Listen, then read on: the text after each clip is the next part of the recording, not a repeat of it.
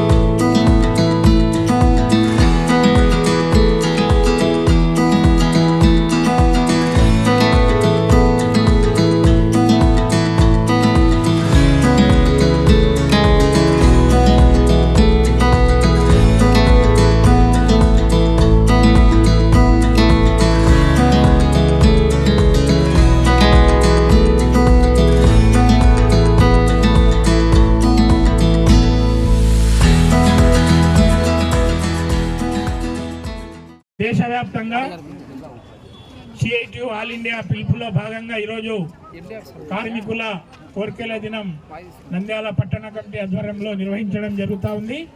ఈరోజు కోట్ల మంది దేశంలో పనిచేస్తున్నారు. వాళ్ళు రెక్కాడితే కానీ డొక్కాడని పరిస్థితి. వాళ్ళ శక్తి ఉన్నంత వరకు పని చేసుకోవడం, ఇంటికి పోవడం తప్ప ప్రభుత్వం నుంచి ఎలాంటి సహాయం లేదు.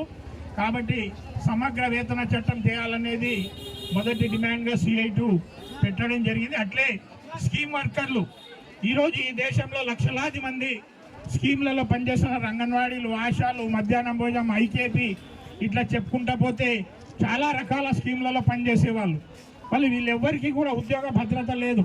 ఈరోజు ప్రభుత్వం మారితేనే వాళ్ళందరినీ కూడా తొలగించాలనేటటువంటి దుర్మార్గమైనటువంటి పరిస్థితుల్లో ఈరోజు అధికార పార్టీ అనుసరిస్తూ ఉంది. ఇది కరెక్ట్ అయిన పద్ధతి కాదు. కాశ్మీర్ నుంచి కన్యాకుమారి దాకా ఈ యొక్క ప్రోగ్రామ్ అనేది జరుగుతూ ఉంది. అందులో భాగంగానే మన నంద్యాల పట్టణంలో కూడా ఇది చేస్తున్నారు. ఈరోజు సుమారుగా 50 లక్షల మంది నిరుద్యోగులు ఉంటున్నారు. ఒకవైపు ప్రభుత్వ సర్వీసులలో రిటైర్డ్ అవుతూ ఉన్నారు.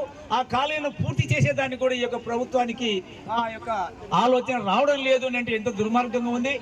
ఉద్యోగులకు, పౌరులకు నష్టం కలిగించే పద్ధతుల్లో భారత ప్రభుత్వం చట్టాలు తీసుకొచ్చింది.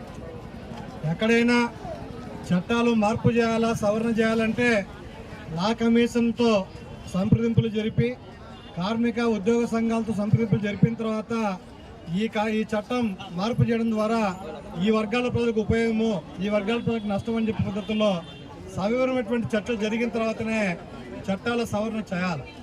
అట్లే ఉభయ సభల్లోనూ, పార్లమెంట్లో, లోక్సభ, రాజ్యసభల్లోనూ కూడా ఆ చట్టం పైన సవివరమైనటువంటి వివరణ ఇచ్చిన తర్వాతనే చట్ట సవరణ చేయాలి.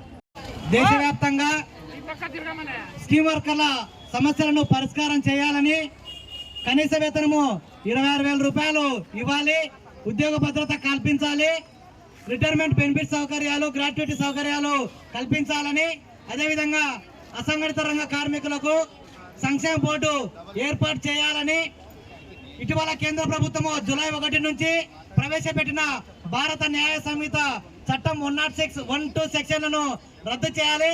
ఎందుకంటే ఈ సెక్షన్ల ద్వారా డ్రైవర్ల పాలిట సింహస్వప్నంగా మారేటువంటి అవకాశం ఉంది. దేశవ్యాప్తంగా జరుగుతున్న జూలై 10న కార్మికుల కోరికల దినోత్సవం సందర్భంగా అంగన్వాడీ వాళ్ళ యొక్క డిమాండ్స్ ని ఈ రోజు మేము తెలియజేయడం జరుగుతుంది. గవర్నమెంట్ కు కనీస వేతనం 26,000 రూపాయలు ఇవ్వాలి, రిటైర్మెంట్ బెనిఫిట్స్ కల్పించాలి, గ్రాట్యుటీ సౌకర్యం కల్పించాలి. ఈ రోజు కనీస వేతనం 26,000 రూపాయలు ఎందుకు అడుగుతున్నామంటే సుప్రీంకోర్టే ఒక కుటుంబం బతకడానికి వాళ్ళ ఖర్చుల నిమిత్తమే 26,000 రూపాయలు ఖర్చు అవుతుందని ఈ రోజు సుప్రీంకోర్టే తీర్పు ఇవ్వడం జరిగింది. దాని గురించే ఈ రోజు గవర్నమెంట్ కు విన్నవించడం జరుగుతుంది.